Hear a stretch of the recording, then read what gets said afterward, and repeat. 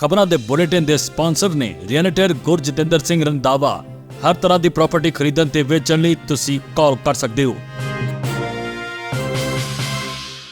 ਸਤਿ ਸ਼੍ਰੀ ਅਕਾਲ, ਤੁਸੀਂ ਦੇਖ ਰਹੇ ਹੋ ਜੀ ਪੰਜਾਬ ਮੇਲ USA ਟੀਵੀ ਤੇ ਮੈਂ ਸੁਰਬੀਰ। ਖਬਰਾਂ ਦੇ ਇਸ ਬੁਲੇਟਿਨ 'ਚ ਤੁਹਾਡਾ ਬਹੁਤ-ਬਹੁਤ ਸਵਾਗਤ ਹੈ। ਪੇਸ਼ ਹਨ ਦੇਸ਼ ਵਿਦੇਸ਼ ਦੀਆਂ ਕੁਝ ਖਾਸ ਤੇ ਚੋਣਵੀਆਂ ਖਬਰਾਂ। ਪਿਛਲੇ ਕੁਝ ਸਾਲਾਂ ਦੌਰਾਨ 10 ਮਿਲੀਅਨ ਤੋਂ ਵੱਧ ਗੈਰ ਕਾਨੂੰਨੀ ਲੋਕ ਅਮਰੀਕਾ ਦਾਖਲ ਹੋਣ ਦੇ ਲਈ ਬਾਰਡਰ ਤੇ ਪਹੁੰਚੇ। ਰਾਸ਼ਟਰਪਤੀ ਅਹੁਦੇ ਦੇ ਉਮੀਦਵਾਰ ਡੋਨਾਲਡ ਟਰੰਪ ਨੇ ਮੁੱਖ ਆਰਥਿਕ ਭਾਸ਼ਣ ਵਿੱਚ ਇਮੀਗ੍ਰੇਸ਼ਨ ਤੇ ਧਿਆਨ ਕੇਂਦਰਿਤ ਕੀਤਾ। ਟਰੂਡੋ ਸਰਕਾਰ ਦੇ ਫੈਸਲੇ ਨਾਲ ਭਾਰਤੀਆਂ ਨੂੰ ਵੱਡਾ ਝਟਕਾ, ਕਾਮਿਆਂ ਦੇ ਲਈ ਨਵਾਂ ਨਿਯਮ ਲਾਗੂ। ਸਾਬਕਾ ਰਾਸ਼ਟਰਪਤੀ ਜਾਰਜ ਬੁਸ਼ ਟਰੰਪ ਜਾਂ ਹੈਰਿਸ ਵਿੱਚੋਂ ਕਿਸੇ ਦਾ ਵੀ ਨਹੀਂ ਕਰਨਗੇ ਸਮਰਥਨ। ਮੇਰੇ ਨਾਨਾ ਜੀ ਭਾਰਤ ਦੀ ਆਜ਼ਾਦੀ ਲਈ ਲੜੇ, ਕਮਲਾ ਹੈਰਿਸ। ਟਰੰਪ ਦੀ ਖੁੱਲੀ ਧਮਕੀ, ਡਾਲਰ ਛੱਡਣ ਵਾਲੇ ਦੇਸ਼ਾਂ ਨੂੰ ਭੁਗਤਣਾ ਪਵੇਗਾ ਅੰਜਾਮ। ਹੁਣ ਇਹਨਾਂ ਖਬਰਾਂ ਦਾ ਵਿਸਥਾਰ ਅਤੇ ਇਸ ਦੇ ਨਾਲ ਹੀ ਦੇਸ਼ ਅਤੇ ਵਿਦੇਸ਼ ਨਾਲ ਜੁੜੀਆਂ ਹੋਈਆਂ ਕੁਝ ਹੋਰ ਖਾਸ ਖਬਰਾਂ।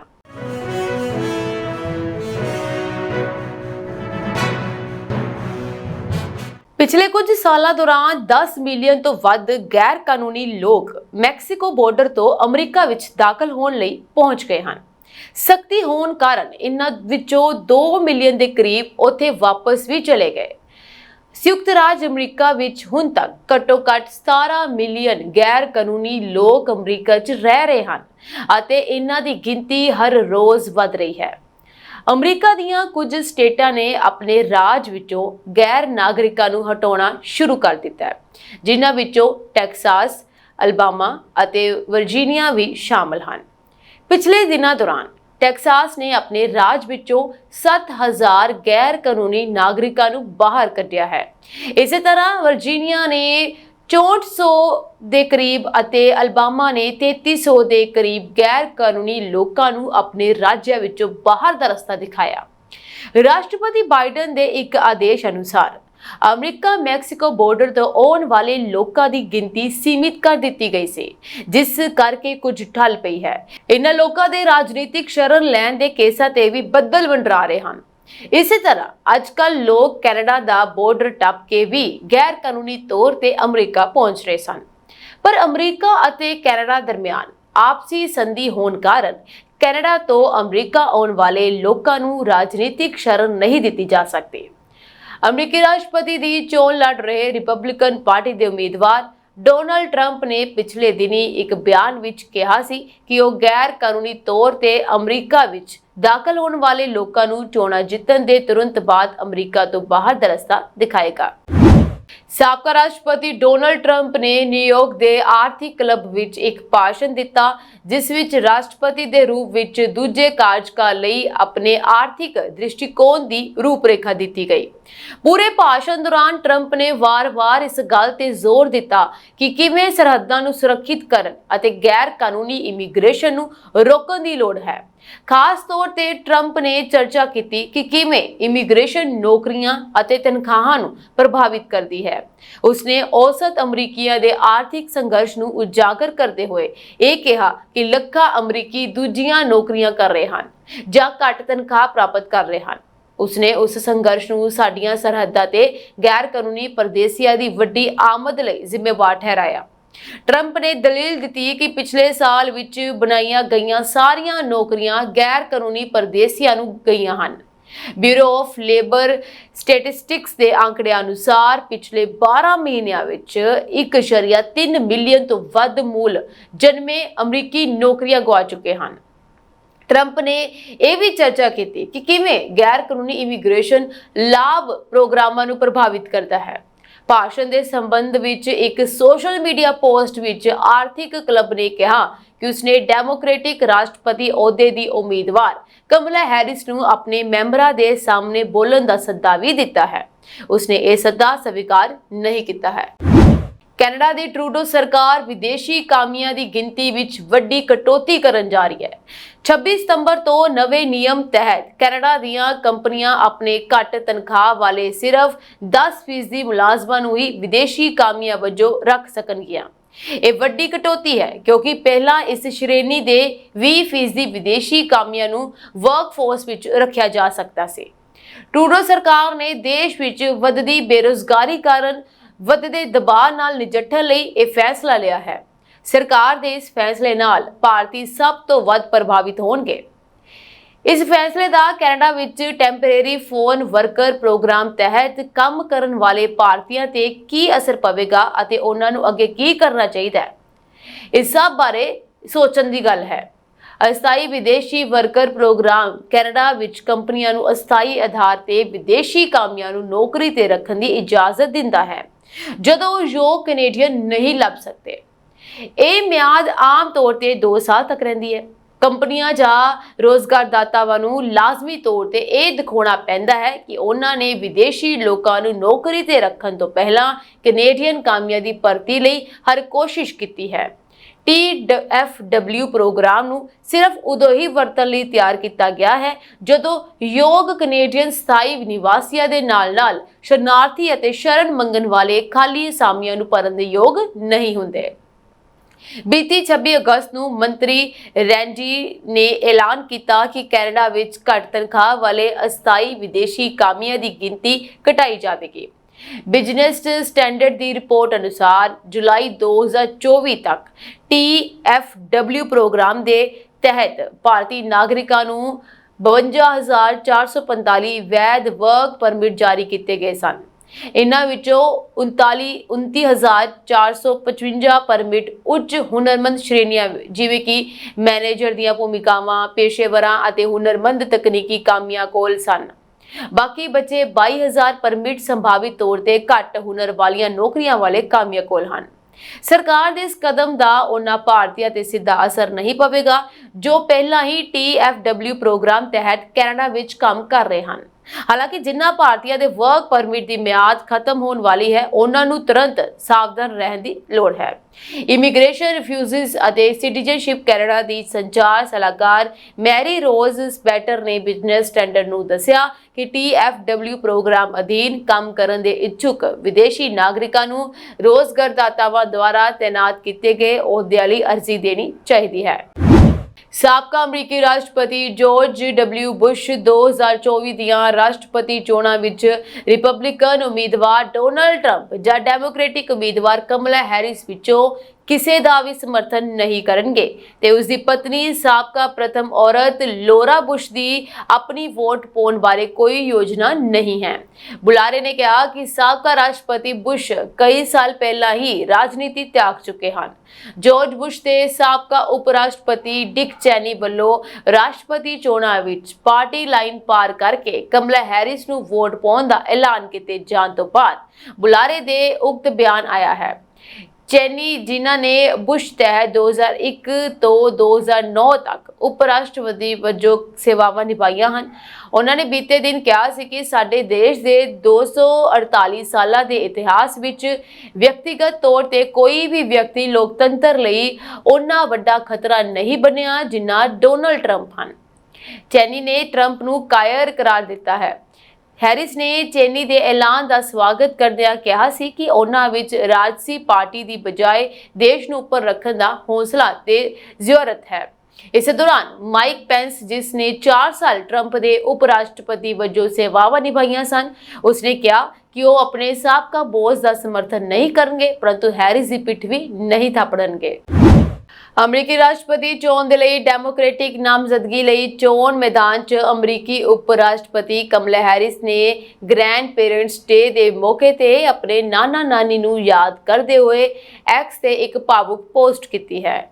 ਪੋਸਟ ਵਿੱਚ ਕਮਲਾ ਨੇ ਆਪਣੇ ਨਾਨਾ ਨਾਨੀ PV ਗੋਪਾਲਨ ਅਤੇ ਰਾਜਮ ਗੋਪਾਲਨ ਨੂੰ ਯਾਦ ਕਰਦਿਆਂ ਇੱਕ ਪੁਰਾਣੀ ਪਰਿਵਾਰਕ ਫੋਟੋ ਵੀ ਸਾਂਝੀ ਕੀਤੀ ਅਤੇ ਭਾਰਤ ਵਿੱਚ ਬਿਤਾਏ ਦਿਨਾਂ ਨੂੰ ਯਾਦ ਕੀਤਾ।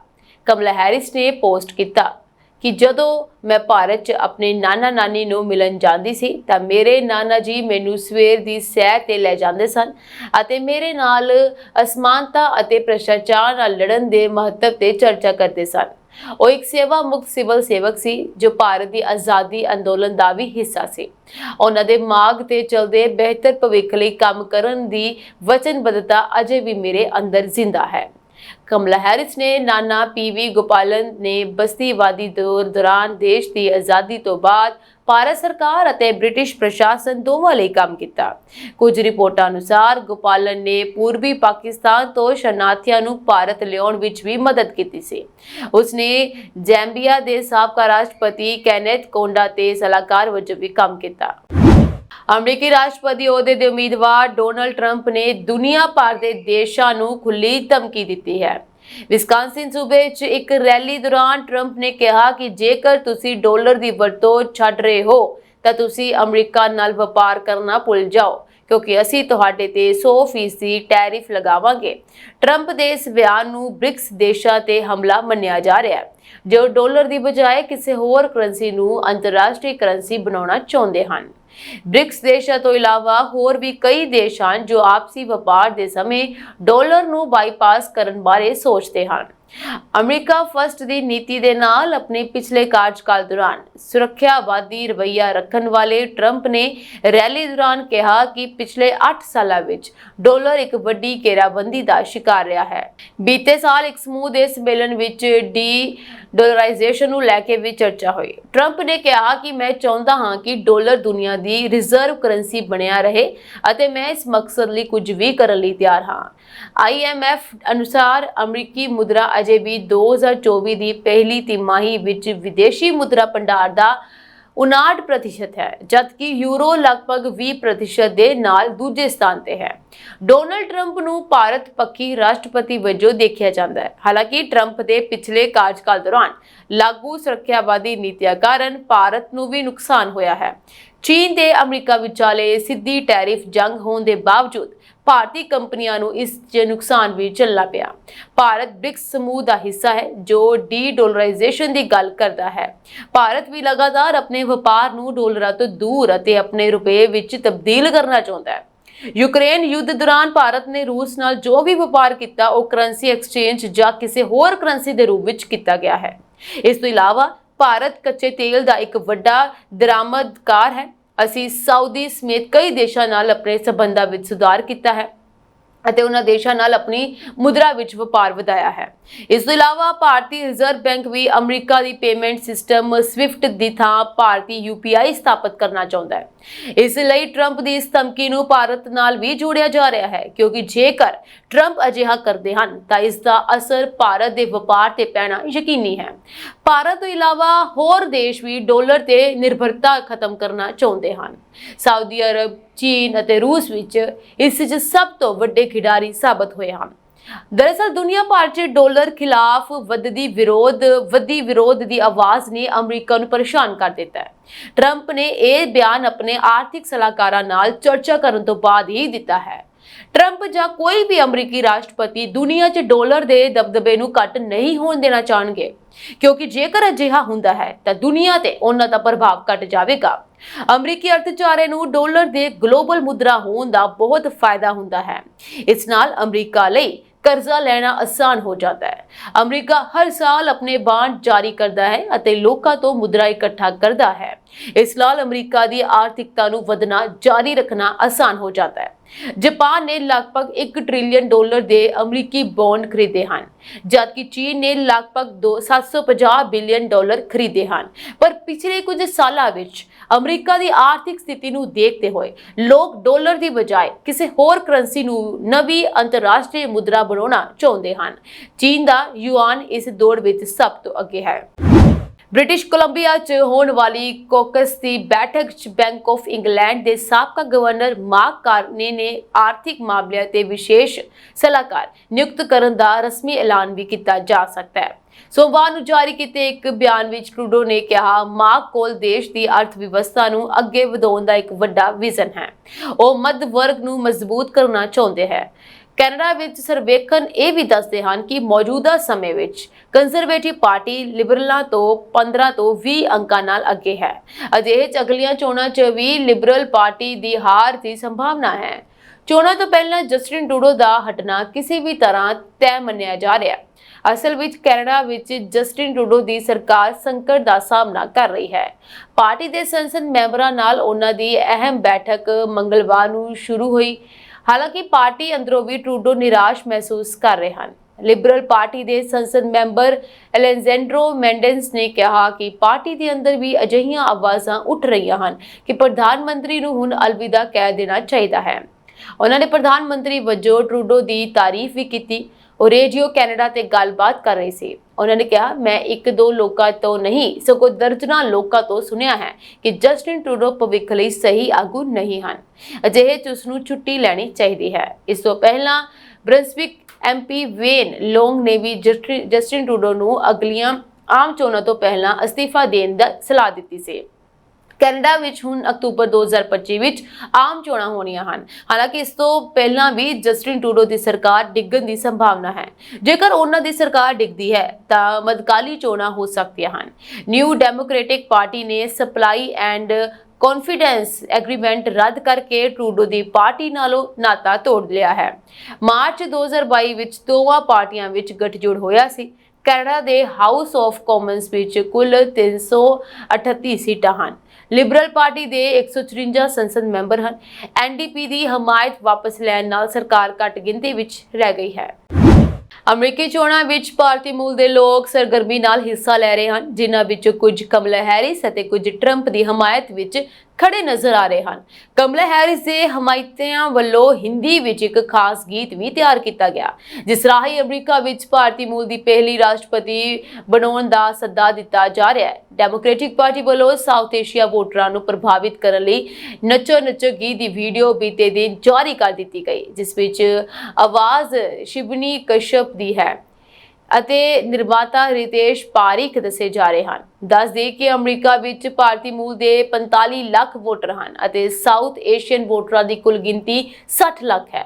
ਕਮਲਾ ਹੈਰਿਸ ਦੀ ਜਿੱਤ ਲਈ ਭਾਰਤੀਆਂ ਨੇ ਗੀਤ ਬਣਾਇਆ ਹੈ, ਜਿਸ ਦੀ ਵੀਡੀਓ ਹਿੰਦੀ, ਪੰਜਾਬੀ, ਤਾਮਿਲ, ਤੇਲਗੂ ਅਤੇ ਗੁਜਰਾਤੀ ਤੋਂ ਇਲਾਵਾ ਬੰਗਾਲੀ ਭਾਸ਼ਾਵਾਂ ਨਾਲ ਸੰਬੰਧਿਤ ਸ਼ਬਦ ਵੀ ਸ਼ਾਮਲ ਕੀਤੇ ਗਏ ਹਨ। ਕਮਲਾ ਹੈਰਿਸ ਦੀ ਕੌਮੀ ਵਿੱਤ ਕਮੇਟੀ ਦੇ ਮੈਂਬਰ ਅਜੇ ਜੈਨ ਨੇ ਇਹ ਦੱਸਿਆ ਕਿ 2020 ਦੀਆਂ ਚੋਣਾਂ ਦੌਰਾਨ ਬਾਲੀਵੁੱਡ ਥੀਮ ਵਾਲੇ ਗੀਤ ਬੇहद ਮਕਬੂਲ ਹੋਏ ਅਤੇ ਸਾਊਥ ਏਸ਼ੀਅਨ ਵੋਟਰਾਂ ਨੂੰ ਆਕਰਸ਼ਿਤ ਕਰਨ ਵਿੱਚ ਮਦਦ ਮਿਲੀ।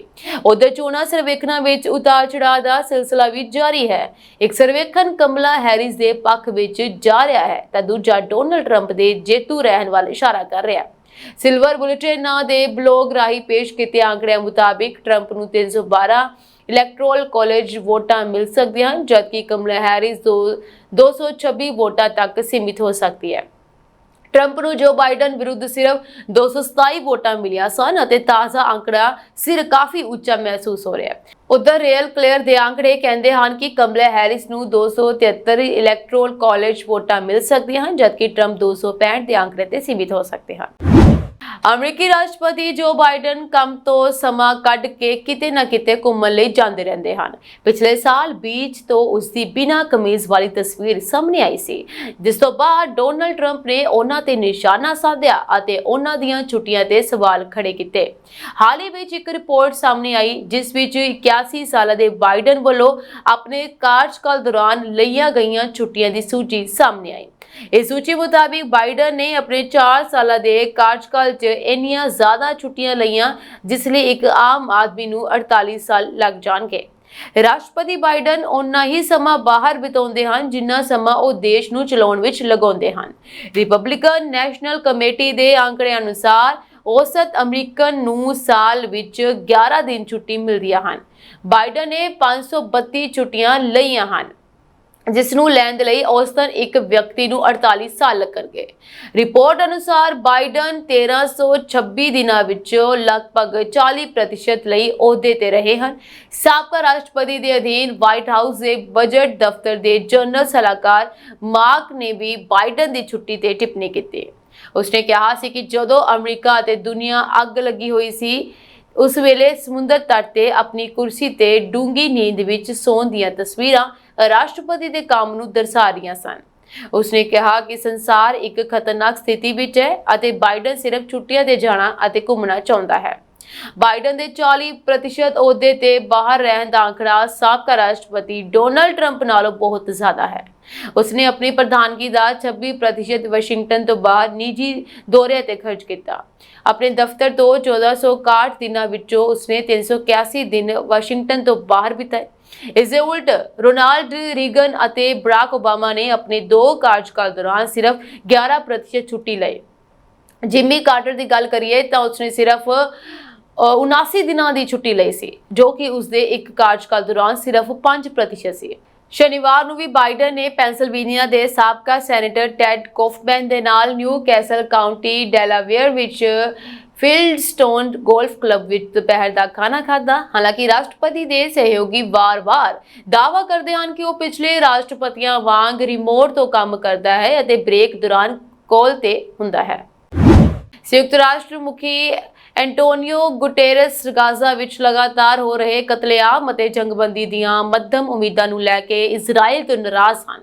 ਉਹਨਾਂ ਨੇ ਕਿਹਾ ਉਹਨਾਂ ਨੇ ਗਾਜ਼ਾ 'ਚ ਜੰਗਬੰਦੀ ਦੀ ਵਿਚੋਲਗੀ ਲਈ ਹਰ ਸੰਭਵ ਕੋਸ਼ਿਸ਼ ਕੀਤੀ ਹੈ, ਪਰ ਬੈਂਜਾਮਿਨ ਨੇਤਨਯਾਹੂ ਉਹਨਾਂ ਦੀ ਗੱਲ ਸੁਣਨ ਨੂੰ ਤਿਆਰ ਨਹੀਂ ਹਨ। ਉਸਨੇ ਅਫਸੋਸ ਪ੍ਰਗਟਾਇਆ ਕਿ ਉਸਨੇ ਪਹਿਲੀ ਵਾਰ ਅਜਿਹਾ ਭਿਆਨਕ ਖੂਨ ਖਰਾਬਾ ਅਤੇ ਤਬਾਹੀ ਦੇਖੀ ਹੈ। ਹਾਲਾਂਕਿ ਉਸਨੇ ਉਮੀਦ ਜਤਾਈ ਹੈ ਕਿ ਉਹ ਗਾਜ਼ਾ ਵਿੱਚ ਕਿਸੇ ਵੀ ਜੰਗਬੰਦੀ ਪ੍ਰਸਤਾਵ ਦਾ ਸਮਰਥਨ ਕਰਨਗੇ। ਇਸ ਦੌਰਾਨ ਗਾਜ਼ਾ ਤੇ ਇਜ਼ਰਾਈਲੀ ਫੌਜ ਦੇ ਤਾਜ਼ਾ ਹਮਲੇ ਨੇ 40 ਬੇਕਸੂਰ ਲੋਕਾਂ ਦੀ ਜਾਨ ਲੈ ਲਈ। ਹਮਲੇ 'ਚ 60 ਹੋਰ ਜ਼ਖਮੀ ਹੋਏ ਹਨ। ਇਹ ਹਮਲਾ ਅਜਿਹੇ ਇਲਾਕੇ ਵਿੱਚ ਹੋਇਆ ਜਿਸ ਨੂੰ ਇਜ਼ਰਾਈਲੀ ਫੌਜ ਨੇ ਜੰਗ ਦੀ ਸ਼ੁਰੂਆਤੀ 'ਚ ਮਨੁੱਖੀ ਬਸਤੀਆਂ ਲਈ ਸੁਰੱਖਿਅਤ ਖੇਤਰ ਐਲਾਨ ਕੀਤਾ ਸੀ। ਹਜ਼ਾਰਾਂ ਦੀ ਗਿਣਤੀ ਵਿੱਚ ਬੇਘਰ ਹੋਏ ਲੋਕਾਂ ਨੇ ਇੱਥੇ ਸ਼ਰਨ ਲਈ ਸੀ। ਸਕੱਤਰ ਜਨਰਲ ਐਂਟੋਨੀਓ ਨੇ ਐਸੋਸੀਏਟਿਡ ਪ੍ਰੈਸ ਨਾਲ ਇੱਕ ਇੰਟਰਵਿਊ ਵਿੱਚ ਕਿਹਾ ਕਿ ਇਹ ਸੋਚਣਾ ਕਲਪਨਾਯੋਗ ਸੀ ਕਿ ਸੰਯੁਕਤ ਰਾਸ਼ਟਰ ਗਾਜ਼ਾ ਦੇ ਭਵਿੱਖ ਵਿੱਚ ਇੱਕ ਭੂਮਿਕਾ ਨਿਭਾ ਸਕਦਾ ਹੈ ਜਾਂ ਇਹ ਖੇਤਰ ਦਾ ਪ੍ਰਬੰਧ ਕਰ ਸਕਦਾ ਹੈ ਅਤੇ ਸ਼ਾਂਤੀ ਸੇਨਾ ਪ੍ਰਦਾਨ ਕਰ ਸਕਦਾ ਹੈ, ਕਿਉਂਕਿ ਇਜ਼ਰਾਈਲ ਸੰਯੁਕਤ ਰਾਸ਼ਟਰ ਦੀ ਭੂਮਿਕਾ ਨੂੰ ਸਵੀਕਾਰ ਕਰਨ ਲਈ ਤਿਆਰ ਨਹੀਂ ਹੈ। ਹਾਲਾਂਕਿ ਉਹਨਾਂ ਨੇ ਇਹ ਵੀ ਕਿਹਾ ਕਿ ਸੰਯੁਕਤ ਰਾਸ਼ਟਰ ਕਿਸੇ ਵੀ ਜੰਗਬੰਦੀ ਦਾ ਸਮਰਥਨ ਕਰਨ ਲਈ ਹਮੇਸ਼ਾ ਤਿਆਰ ਰਹੇਗਾ। ਟੋਰਾਂਟੋ ਦੇ ਸੀਐਨ ਟਾਵਰ ਨੇੜੇ ਹੋਏ ਹਮਲੇ ਦੀ ਪੜਤਾਲ ਕਰ ਰਹੀ ਪੁਲਿਸ ਵੱਲੋਂ 2 ਪੰਜਾਬੀ ਨੌਜਵਾਨਾਂ ਦੀਆਂ ਤਸਵੀਰਾਂ ਜਾਰੀ ਕਰਦਿਆਂ ਲੋਕਾਂ ਤੋਂ ਮਦਦ ਮੰਗੀ ਗਈ ਹੈ। ਜਾਂਚਕਰਤਾਵਾਂ ਦਾ ਕਹਿਣਾ ਹੈ ਕਿ ਬ੍ਰੈਮਨਰ ਬੁਲੇਵਾਰਡ ਅਤੇ ਲੋਅਰ ਸਿਮਕੋ ਸਟਰੀਟ ਇਲਾਕੇ 'ਚ ਵਾਪਰੀ ਵਾਰਦਾਤ ਦੌਰਾਨ 2 ਜਾਣਿਆਂ ਨੇ ਬਗੈਰ ਕਿਸੇ ਭੜਕਾਹਟ ਤੋਂ ਪੀੜਿਤ ਨੂੰ ਨਿਸ਼ਾਨਾ ਬਣਾਇਆ ਅਤੇ ਫਰਾਰ ਹੋ ਗਏ। ਪੁਲਿਸ ਨੇ ਦੱਸਿਆ ਕਿ 11 ਫਰਵਰੀ 2024 ਨੂੰ ਹੋਏ ਹਮਲੇ ਦੌਰਾਨ ਜਿੱਥੇ ਪੀੜਿਤ ਦੀ ਕੁੱਟਮਾਰ ਕੀਤੀ ਗਈ, ਉੱਥੇ ਉਸ ਦਾ ਸੈੱਲਫੋਨ ਤੋੜ ਦਿੱਤਾ ਗਿਆ। ਪੁਲਿਸ ਵੱਲੋਂ ਪੀੜਿਤ ਦੀ ਪਛਾਣ ਜਨਤਕ ਨਹੀਂ ਕੀਤੀ ਗਈ, ਜਿਸ ਨੂੰ ਹਮਲੇ ਦੌਰਾਨ ਗੰਭੀਰ ਸੱਟਾਂ ਨਹੀਂ ਵੱਜੀਆਂ। ਹਮਲਾਵਰ ਐਲਬਰਟਾ ਲਾਇਸੈਂਸ ਪਲੇਟ CLX 3430 ਵਾਲੀ ਹੋਂਡਾ ਸਿਵਿਕ ਵਿੱਚ ਫਰਾਰ ਹੋ ਗਏ। ਸੀਐਨ ਟਾਵਰ ਨੇੜੇ ਵਾਪਰੀ ਘਟਨਾ ਨਾਲ ਸੰਬੰਧਿਤ ਤਸਵੀਰਾਂ ਜਾਰੀ ਪਹਿਲੇ ਸ਼ੱਕੀ ਦਾ ਹੁਲੀਆ ਜਾਰੀ ਕਰਦਿਆਂ ਪੁਲਿਸ ਨੇ ਉਸ ਦੀ ਉਮਰ 20 ਤੋਂ 30 ਸਾਲ ਦਰਮਿਆਨ ਦੱਸੀ ਹੈ, ਜਦਕਿ ਕੱਦ 5 ਫੁੱਟ 7 ਇੰਚ ਤੋਂ 5 ਫੁੱਟ 10 ਇੰਚ ਦਰਮਿਆਨ ਦੱਸਿਆ ਹੈ। ਪਹਿਲੇ ਸ਼ੱਕੀ ਦੇ ਵਾਲ ਕਾਲੇ ਅਤੇ ਹਲਕੀ ਦਾੜੀ ਰੱਖੀ ਹੋਈ ਹੈ।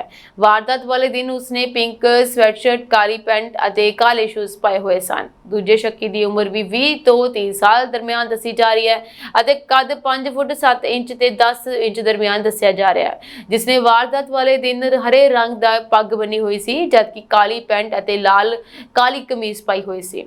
ਦੂਜੇ ਪਾਸੇ 19 ਸਾਲਾਂ ਦੇ ਨਵਲ ਦੀ ਭਾਲ ਵਿੱਚ ਜੁਟੀ ਟੋਰਾਂਟੋ ਪੁਲਿਸ ਵੱਲੋਂ ਲੋਕਾਂ ਤੋਂ ਮਦਦ ਮੰਗੀ ਗਈ ਹੈ। ਪੁਲਿਸ ਮੁਤਾਬਿਕ ਨਵਲ ਨੂੰ ਆਖਰੀ ਵਾਰ 8 ਸਤੰਬਰ ਦੀ ਸਵੇਰ ਲਾਰੈਂਸ ਐਵੇਨਿਊ ਈਸਟ ਅਤੇ ਮਿਡਲੈਂਡ ਐਵੇਨਿਊ ਇਲਾਕੇ ਵਿੱਚ ਦੇਖਿਆ ਗਿਆ। ਨਵਲ ਦਾ ਹੁਲੀਆ ਬਿਆਨ ਕਰਦਿਆਂ ਪੁਲਿਸ ਨੇ ਦੱਸਿਆ ਕਿ ਉਸ ਦਾ ਕੱਦ 5 ਫੁੱਟ ਅਤੇ ਸਰੀਰ ਦਰਮਿਆਨਾ ਹੈ।